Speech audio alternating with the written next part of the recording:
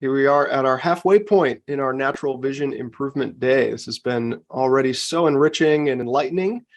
And today we're now going to move ahead with our next speaker to get a little grounded with it and really see the context of how this shows up in the world. And so our next speaker is Dr. Ainhoa de Federico from many places, from Mexico / Spain / France, and she has just contributed so much to the world of natural vision improvement with this mission of really spreading it out to as many people as possible and educating people for free and really just letting people know that this is a viable alternative.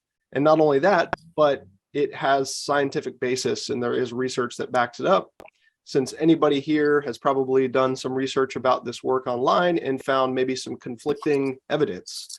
So hopefully Ainhoa can help us get a little clearer on that and get to the bottom of it. So welcome to Natural Vision Improvement Day, Ainhoa.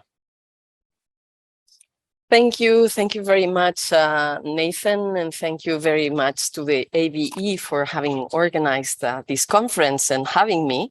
Thank you also for the 77 people who are listening today to me and other contributors, other amazing participants that are speakers, panelists today. And I want to start, sorry for this, but I want to start with an apology. I am participating in another conference, so I had to kind of sneak out of it to be here today with you. I just listened to the last piece by Mark Grossman, and I was very happy and impressed by his presentation. I'm certain that my colleagues are also doing an amazing work, and I will listen to the recordings as soon as I can. So I come without having, which is something that I usually like, without having a context of how the whole conference is going and how this open day for people interested in natural vision improvement is going. I am going to talk about some scientific contributions and backup to the Bates method. It would be too ambitious to say that I'm coming with like all the scientific research that backs it up, and a lot of other colleagues are talking about it as well from other angles. I'm going to bring primarily my angle, which is a bit particular because I come from the space of social sciences, human and social sciences. And for those who don't know me, and because scientific knowledge and science and knowledge are always constructed from a point of view and from a social position, whichever it is, and the science is a construct, I would like to say a few words about where I come from and what has pre-organized my understanding about eyesight and vision. So as Nathan mentioned, I'm Dr. Ainhoa de Federico. I'm a professor and researcher at the University of Toulouse in France. And while I have been involved in different ways for over 20 years with natural vision improvement, I also, in the past 6 years, have been teaching it within the University of Toulouse. It has been my research topic for many years. And in the last 6 years, I have been teaching natural vision improvement within the Masters of Health Education at the university, a master that depends on the Department of Sociology that I have directed. And I have also been teaching it at the Free University of Toulouse, which is a service of the University of Toulouse, where professors and researchers share their fields of research with people from all walks of life. They give it as a contribution to society in Toulouse. And mostly the people who participate in these classes tend to be retired people, older people. So I have been teaching natural vision improvement to youngsters who become health educators and to retired people within the context of the university. And nowadays, actually, I am on a sabbatical. And I'm on a sabbatical for the next 3 years so that I can put all my attention and my focus with the blessings from the university on my online impact and on research again and research action. So as I said, I've been involved with natural vision improvement for about 20 years. Since 2016, I started working with it online. And the impact that it has had has been absolutely amazing. I learned a methodology, an online marketing methodology called the product launch formula. Actually, I'm in a conference that has to do with it, which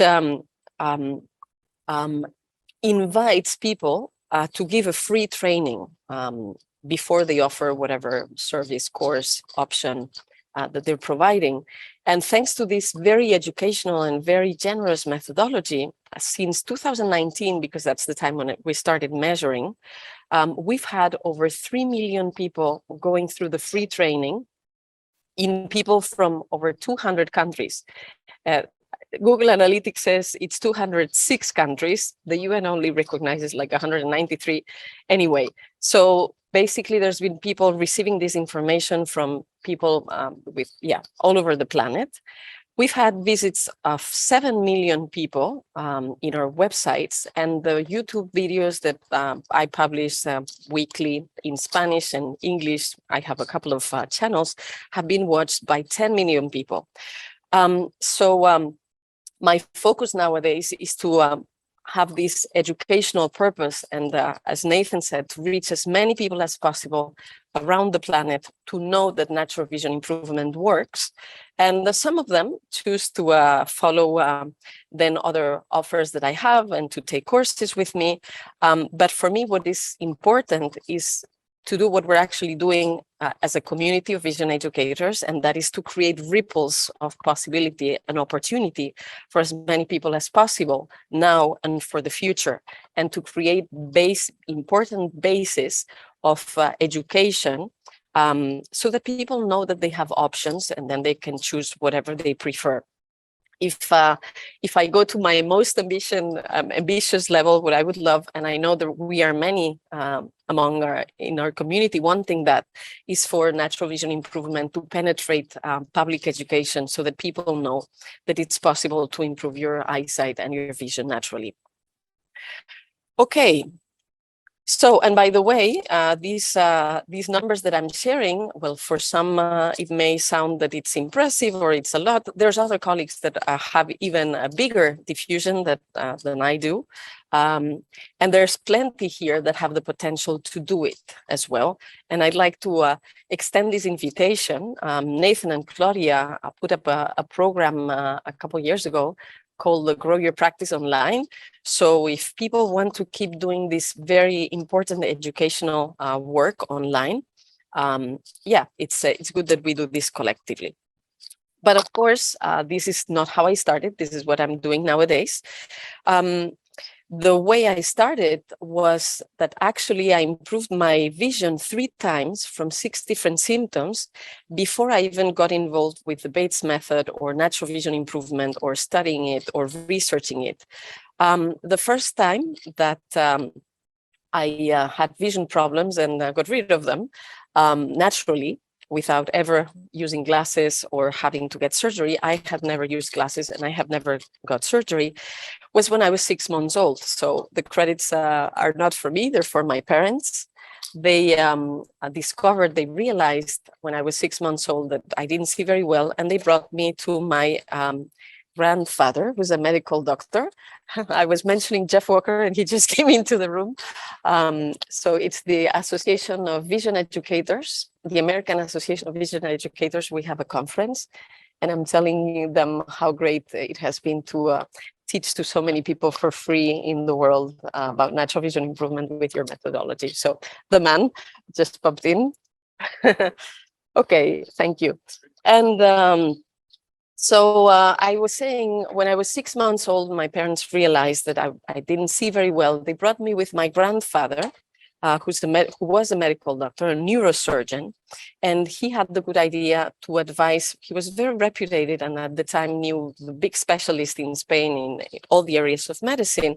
And he happened to know a specialist of strabismus for children, who was a full professor at the University of Granada in the Department of Ophthalmology.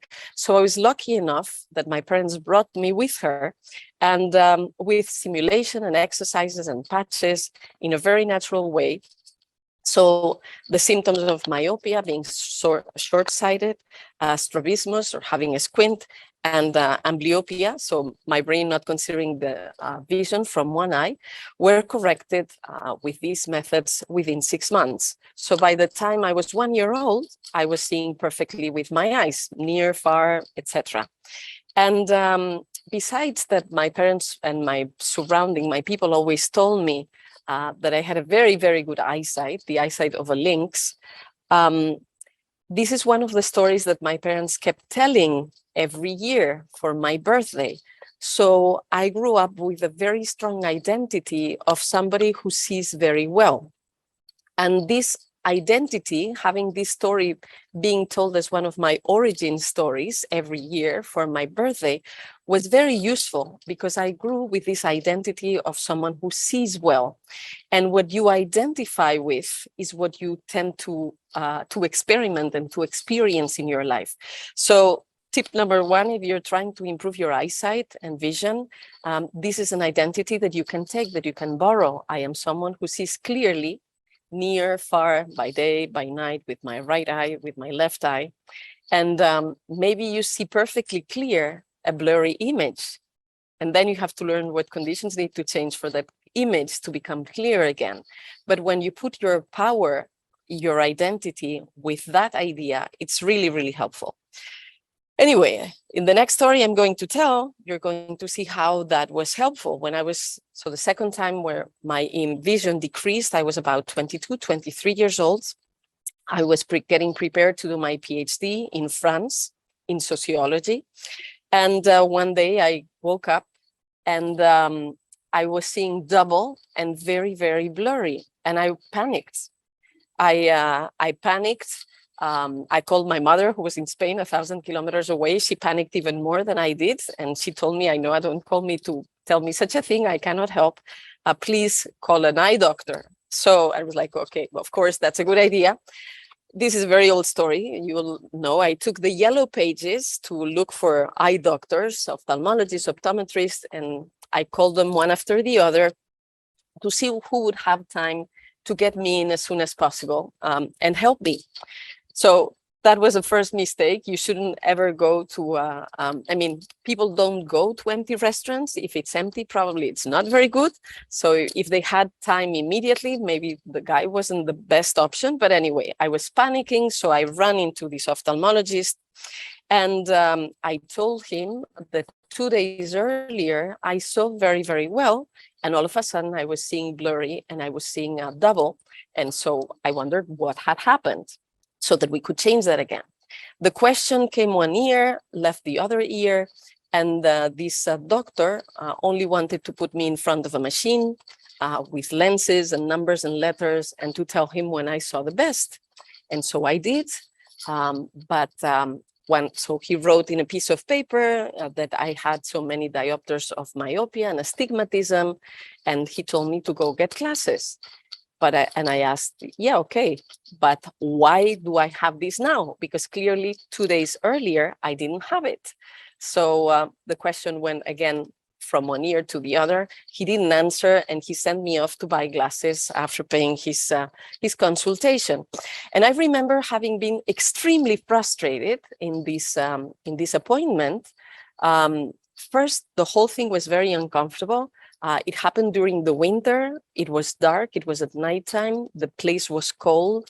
The building was cold with lots of marble, with dim light. There was lots of uncomfort and discomfort in this appointment. And also, I didn't feel heard. I didn't feel listened to or considered. And because I was hanging on to my identity of someone who sees well, the moment I was out of the office, I actually broke the prescription I got. I threw it to the trash. And I told myself, I'm not buying glasses until I find out what has happened with my eyes. And I was very frustrated and surprised that this ophthalmologist wouldn't tell me about it.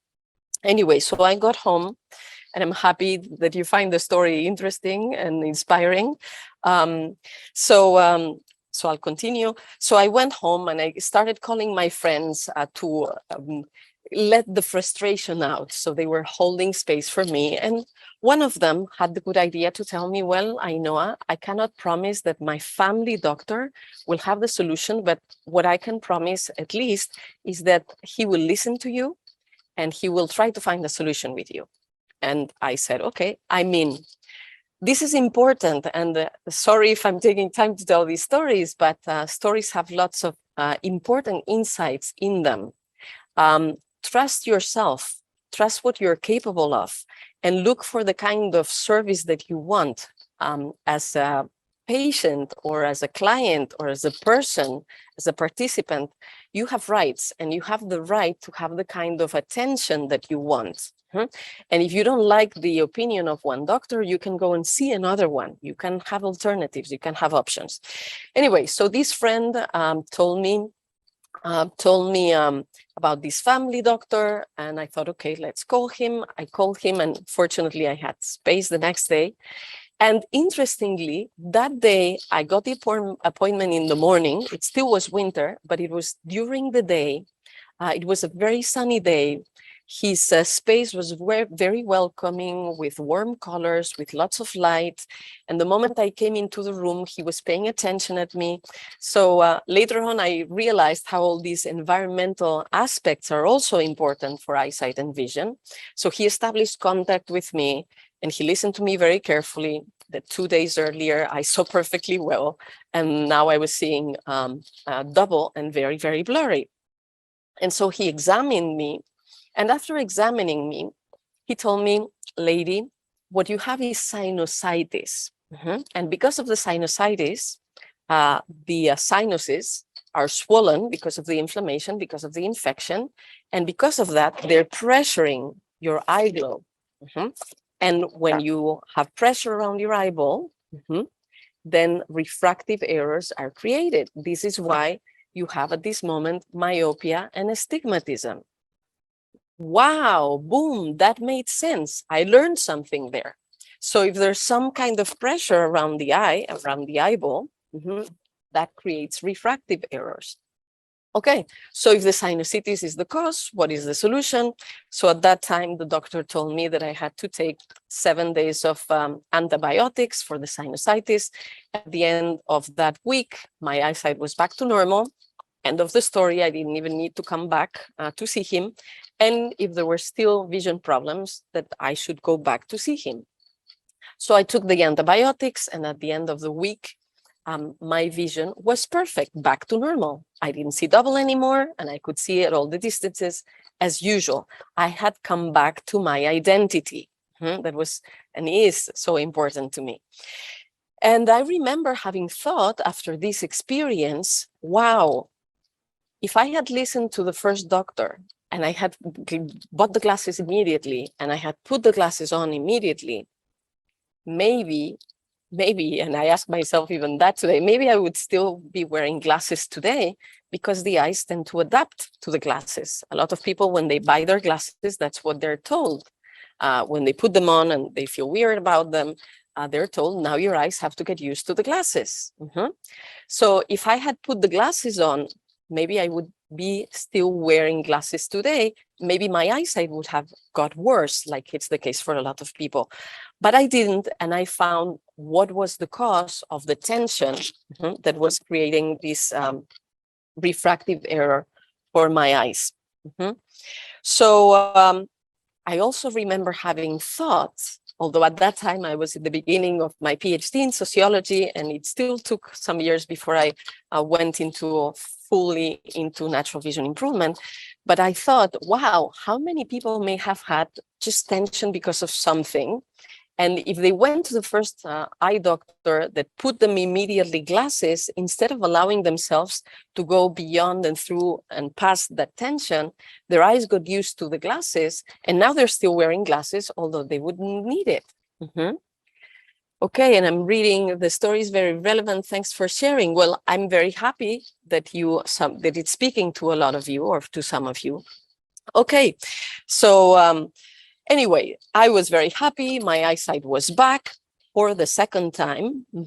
And I continued doing my PhD and getting with my interests, my research interests, etc.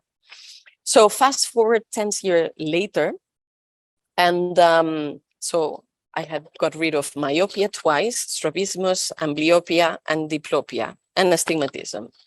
And fast forward 10 years later, by that time, I was already a tenured professor at the University of Lille at the time in the north of France. And I was invited as a guest researcher at the Autonomous University of Barcelona. And I was preparing a special number for a research journal. International Sociology is the name of the journal. So if you want, you can look the year 2007. There was an issue on networks and identity. That was what I was working on at the time. And so I had to read a lot of papers very quickly and review them, send them to evaluators, etc., do all the editorial work with the scientific journal. And so I had to read a lot very fast. And so I would print the papers, and I would print 2 pages in one sheet so that I could read faster. And I realized that I had to put the papers further from me because I couldn't read them clearly. And then when I would be in the subway in Barcelona, I couldn't read the names of the stops and the names of the lines. So I thought, third time that I have vision problems, but now I know that they can be solved because I've done it twice. So let's see if I can do it a third time, still and yet another time. By then, I had already been involved for 5 years with approaches that approaches that are psychosomatic, that consider any symptom as the reflection of an emotional tension or a tension in your consciousness. And I was exploring very successfully these approaches for other areas of my health. And I thought, okay, maybe I can make this model work for my eyesight as well. And since I have improved my eyesight already twice successfully, maybe I can do it a third time, this time with this angle of emotional aspects behind the eye symptoms. And so I went to an ophthalmologist. It was a woman in Lille when I was back from Barcelona, to have a diagnosis, but not with the idea to buy glasses for myself, but to just know the name of the symptom I had so that I could go back to my book of references and hypotheses to see what were the emotional correspondences with those symptoms. And so the lady told me that I had developed presbyopia. I was like 33 or 34. So really presbyopia at 33, 34, it's super early. I felt as if 20 years had fallen upon me and I had become older all of a sudden. And she told me that I had developed, that I had astigmatism. And of course, she told me to go get glasses. And I remember telling myself, I'm giving myself 2 months of time to solve this. If by the end of 2 months I haven't solved it, then I'll consider buying glasses. But so I never got the glasses. I never bought glasses. Anyway, so I went back to my books and I looked at the correspondences for presbyopia and astigmatism. And with the models that I was studying at the time, which is Martin Brofman's model, and he has a book on eyesight that's called Improve Your Vision. I think that's the name in English. Anyway, so I looked those correspondences and I had to ask myself if what the book was saying was true. So I had to have a very in-depth conversation, authentic conversation with myself. So for astigmatism, the idea is that you have betrayed yourself. You are not seeing yourself clearly anymore. And you're trying to fit into somebody else's expectations, and you're not doing what is true for yourself.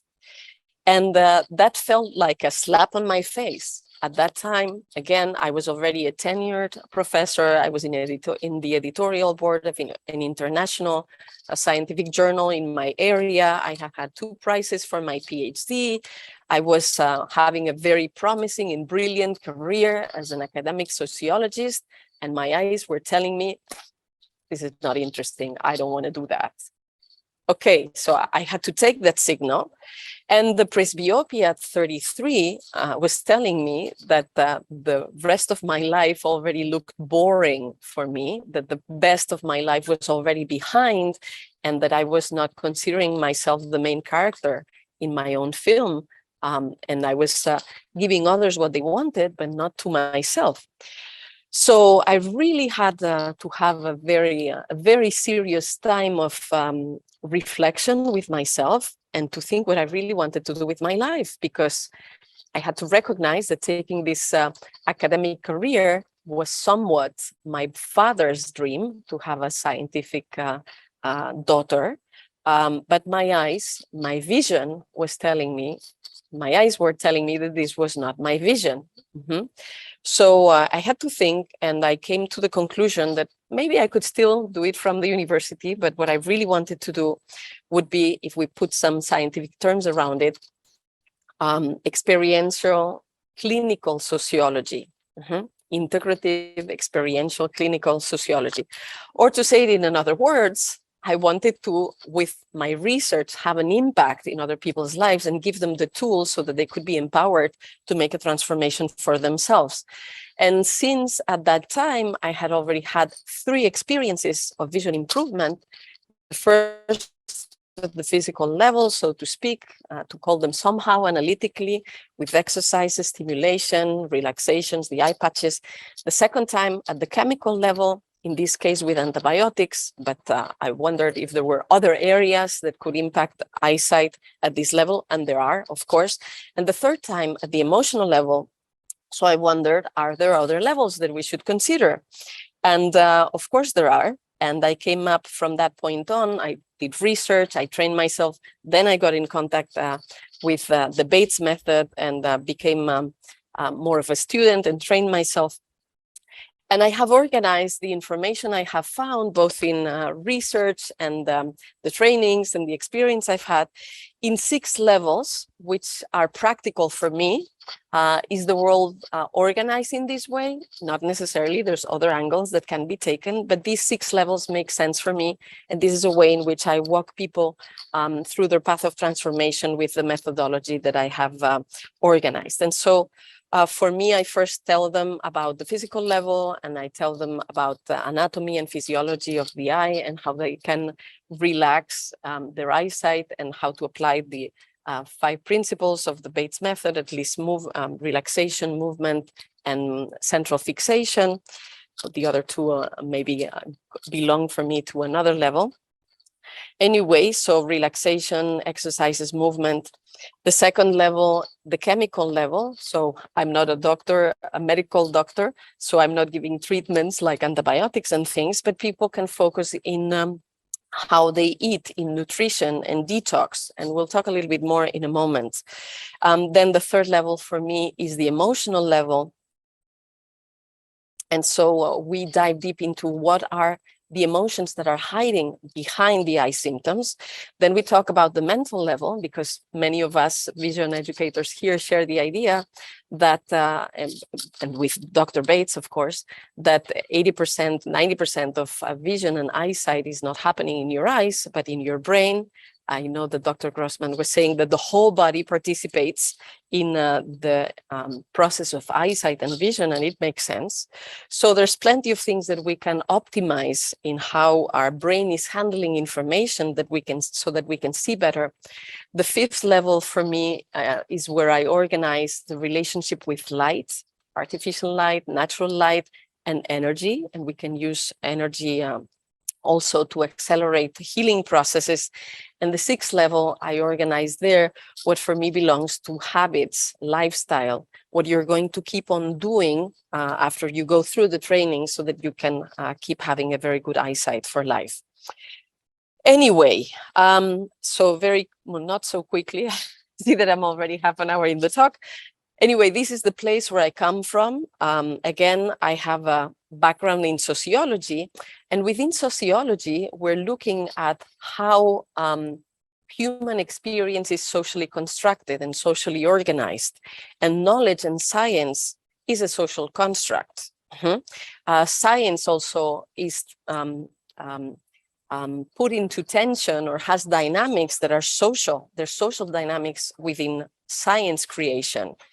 There are power relations, there's stratification, there's there's interests that are intertwined. There's different ways of defining science. Again, I can give you a bit of an angle of the things I have found looking at science, well, as a social construct, and looking at how vision problems are constructed, how vision problems are defined. And a lot of the eye doctors, ophthalmologists, optometrists, not all, but a lot are defining them. And this gets us captured into a place where change is not possible. They're defining them as caused by genetics, or caused by age, or caused by exposition to sunlight, as something being bad. And we nevertheless find more and more, with the information also provided by different aspects of science, that eyesight is impacted primarily and mostly by lifestyle and habits.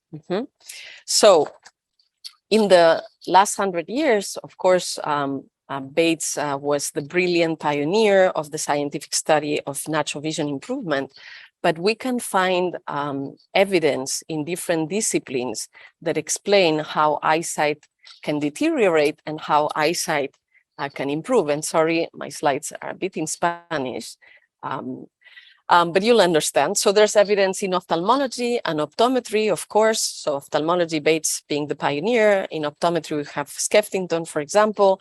We have evidence in neurophysiology and neuroscience. We have Pork's polyvagal theory that explains how perception is different depending how the autonomous nervous system is stimulated, for example. But even older than that, in psychology, we have the psychology of perception that also has 100 years. We have also, it's not even in the list, oh yes, it is epigenetics that are also nowadays questioning how the genes are triggered or not, depending on our lifestyle and habits. Maybe there's a tendency, but how does this tendency get triggered? Because of how we move and exercise, how we eat, what we feel, how we think, how we speak, how we relate with others, what environments are we in? Are we in toxic environments or not? So even genetics are not that determined as we used to believe. There's also studies in posture and nutrition that tell us about how we can improve our eyesight or how it can get worse. And even in social sciences, as surprising as it may be, there's information coming from psychology, from the works of Charles Kelly, for example, the development that Martin Brofman did, with whom and from whom I learned, but also other authors that we could mention.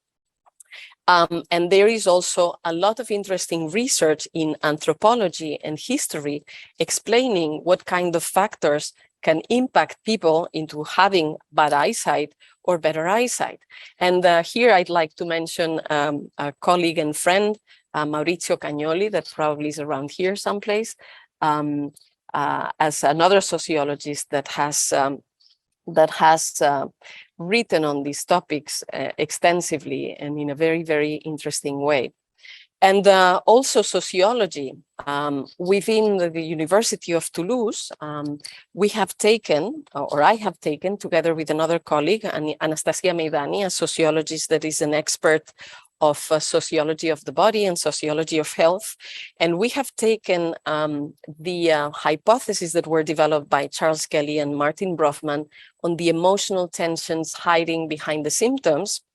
And we tested them with a sample of 450 people, where we could confirm that in over 80% of the cases, the moment where eyesight got worse, they coincide with a moment where the people were going through a lot of stress, a biographical change, for example, a change of jobs, a change of location, a sickness, a change of study cycles, somebody in the family died, there was a divorce, things like that. So, and we could evaluate this hypothesis of the emotional tension hiding behind the symptom, and we could confirm that in about 80% of the time, people can relate with this hypothesis. So we're talking about human and social sciences. It's very difficult in these realms to create universal laws that apply to everyone, but we found here something that follows the 80-20 Pareto rule. When you have 80%, the good answer, 80% of the time, or a solution for 80% of the people, well, it's definitely a hypothesis or a solution that is good enough that it should be shared, and it's useful to educate people in it, because a massive amount of them can find highlights and good ideas with it. And anyway, I would like to show a few examples of research that have been published in different disciplines. But again, I'm not at all pretending that this would be an extensive or exhaustive record of the research that exists. The research is much wider than the few things that I'm going to present here and there. And also, I would like to invite us collectively to keep producing this research and to keep looking for it and sharing it. The way in which we live now is very different from the conditions in which Bates did his research and developed his theory, his very brilliant theory or theories. Our lifestyle has changed, the way we eat has changed, the way we relate with sunlight and artificial light has changed. We move less, we have a more sedentary life. We live in more artificial environments with air conditioning and other things, and with screens, of course. We could say that there's more markers and factors of stress also in our lives. So we need to review and keep reviewing not only how accurate and useful the Bates principles are, but current research can keep feeding and nurturing us with an understanding of how eyesight and vision work. So just to give a few examples of things that I have found. So I have mentioned different disciplines. There was an issue in 1996 in Optometry and Vision, the journal Optometry and Vision, that was dedicated to nutrition and vision. There was another one in a nutrition journal, the journal Nutrition in 96, that was devoted to toxicity and vision. So this would, for me, would belong to the chemical level that we were talking about before. It is clear that the more the body is accumulating toxicity, one of the places where it's going to show the first, probably will affect your whole health, but one of the first areas where you would have an impact is your eyesight. So you're going to want to not intoxicate yourself or not get toxicity in your body. And if you have, then to find some detox strategies. And a very simple and lovely one that I like to share a lot is the salt water baths. The salt water baths, you can have your bathtub with water as warm as you can enjoy it. The experience being enjoyable being one of the most important criteria for me for any practice. And you put 2 kilos of salt in the water, or about 4 pounds of salt in the water. Why so much salt? Because you want more salt in the water outside of your body than in your body. In this way, the toxins will go naturally from yourself into the water, helping the work of the liver, the kidneys, the lungs. So it's a very efficient and pleasant way to do detox. Of course, nutrition as well, very important, having the right nutrients for your body and for your eyes. Well, that's a very obvious question, but toxicity is a big one too. In 1997, the Journal of Nippon Medical School had an issue on posture and eyesight. So I know that other of the colleagues are very big on studying posture and improving posture to improve vision. here's an example of scientific research on the topic. In 1991, the Journal of Norwegian Medical Association, a whole issue on stress and vision. So this has been studied as well. Or again, in 2012, the National Library of Medicine and the National Institute of Health publishing articles about how to train your mind to see better. And of course, this is just a few of a ton of scientific references. And again, I'm just showing you a short list here that are very, very interesting to look at. I'd like to have a look at the chat because I'd like to see from here, we could take it into different places. Okay.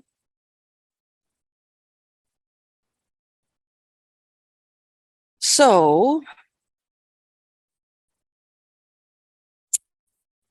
yes, I see several questions about emotional tensions hiding behind the symptoms. Okay, so if this is probably the area in which I have done myself more research personally, so we can talk a little bit more about this part if you want, but know that there's scientific research and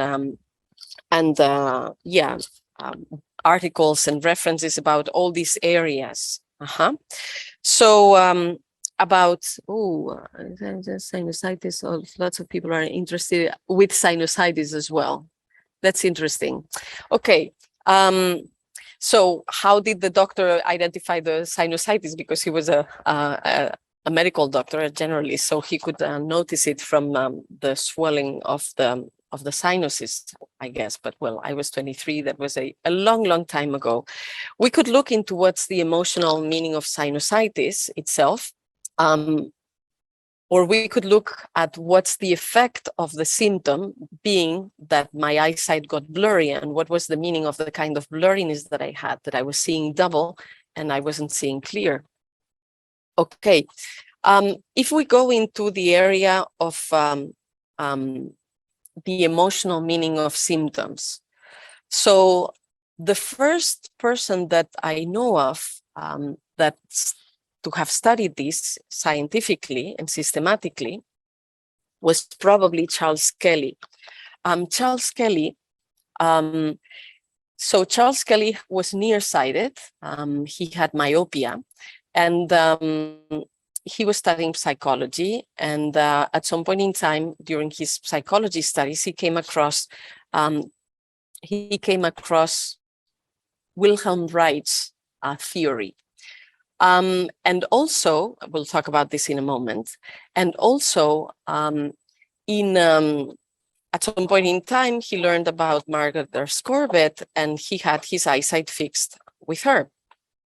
And so he became acquainted with the Bates method. And so in the Bates method, one of the ideas, there's more, but one of the ideas is that vision symptoms, refractive errors, are caused by muscle tensions. So we are told that an eye that is short-sighted, a myopic eye, is an eye that is too long. And Bates' theory was that, well, it's too long because the oblique muscles are too tense, making the eye longer. An eye that would have hyperopia or farsighted eye is too short. And well, why would it be too short? Well, the straight muscles could be tensing and making the eyeball short. It's important to know that just 1 millimeter of difference in the eyeball, in the size of the eyeball, can cause 3 to 4 diopters. So just a slight tension may be causing refractive error. Astigmatism, it has been found later, understood later, but it can be understood as irregular tensions on the straight muscles. And presbyopia can be understood as tension in the ciliary muscles, not allowing the crystalline to bulge up to become a magnifying lens and to see clearly near. And so on the one hand, we had Bates' theory telling that the extraocular muscles are those that are responsible for focusing, and so refractive errors can be understood as an excess of tension in those muscles. And on the other hand, Charles Kelly understood from listening to in his psychology classes about Wilhelm Reit's theory, that emotional tension, when it's not resolved, when the emotion doesn't leave the whole cycle, then it is stored in the body as muscle tension. There's been a whole development of bioenergetics after Wilhelm Reit's work, and I never remember what the name is in English. In Spanish, it would be, in French, it would be les cuirassas corporelles. In Spanish, the corazas corporales, and in English, where it's the original, at this moment, I don't remember, but it's something like you make shields, you make shields in your body of tension. You create like an armor of tension, depending what kind of emotional tensions you're handling more often, or what emotions you're repressing, that changes your posture. But it changes it emotionally, and then it becomes physical. And so with these theories, you can look into a person's posture and notice what kind of emotions they've been repressing more. And people who have been angry or sad or happy or fearful, etc., have a different body positions. And so you can, of course, do different kinds of work to release the emotion, the emotion that is held in the muscles. And Eleni is mentioning Rolfing, and there's others. And you can release that emotion that is contained in the muscles. And when you do that, it can be through physical intervention like a massage, but it can also be through other kind of emotionally release therapies. When the emotion is released, the tension can relax and the posture can change. And so Charles Kelly became acquainted with this theory, and he decided to put the two together, to put Bates' theory and Wilhelm Reit's theory together. And he asked himself the question, if the tension, so if what's causing the refractive error is tension in the muscles, this would be Bates' idea. And Wilhelm Reit's idea is that tension in the muscles can have an emotional origin. What if, could it be that the tension creating the different eye symptoms would have an emotional origin? And if so, would there be different kinds of emotions that are behind different kinds of eyesight symptoms? And so he did a PhD on the psychological factors of myopia. Not Wilhelm Reitz, Charles Kelly did a PhD in this, and he won the prize for the best PhD that was defended at the University of Columbia in collaboration with the New School of Social Research. So his research was very good. He got this prize. He was in the New York Times and in Time magazine, and he was in the radio and on television, both in the state of New York and in California. And after all this diffusion, or all this education that he did on this topic, very interestingly, it hasn't had an impact in how eyesight problems and vision problems are treated and handled in the mainstream. And so Martin Brofman continued his work in finding correlations of the emotions hiding behind the eyesight symptoms. And this is the kind of hypothesis that I have been working with. So if you want to have just a few ideas of some of the most common correlations that we have found on the most common symptoms, behind myopia, often there is fear, fear or insecurity, fear of the future. And when this myopia often happens when there's a change, often in childhood, for example, starting school. School is one of the big producers of myopia. Or sometimes it's tension at home. A parent loses a job, or the parents are discussing and maybe divorcing, or there's a loss in the family, someone dies, or the family moves to another house or to another city or to another country. And sometimes it's more things like a new baby is born in the family. In any case, there's a change of situation that creates uncertainty and some kind of fear about the future. So in this case, it's important to get back into the present and make sure that you can trust yourself and you can trust life. And there's, of course, some support that we can do with people for this. In the case of hyperopia, often there is also fear and insecurity, but instead of having the reaction of hiding and freezing, the reaction is running away, fleeing, escaping. So in this case, if that also speaks to the person, well, there is a work to do around being certain that you are safe where you are, and then you can stay, that you have the right to stay and to nourish long-term relationships with places, people, activities, etc. With presbyopia, the common correlation is about having a sense of having lost worth, and having a sense that the past is more important than the present, that the best part of our life already happened. So we look at the past with nostalgia, or with sometimes with guilt or with anger of what we did or we didn't do. But there is the look that stays in the past, and the person feels not as worthy as she was before. And because she doesn't feel as worthy and as interesting and as the main character in her life, then she's giving their energy to other people instead of putting herself in the center of her life and considering herself the main character. And so when people have presbyopia, it's important to support them into putting themselves in the center of their life, giving themselves their own priority, and making sure that they tweak things around so that the future becomes more interesting than the past. The present and the future is more interesting. And when there's astigmatism, we already mentioned it a little earlier.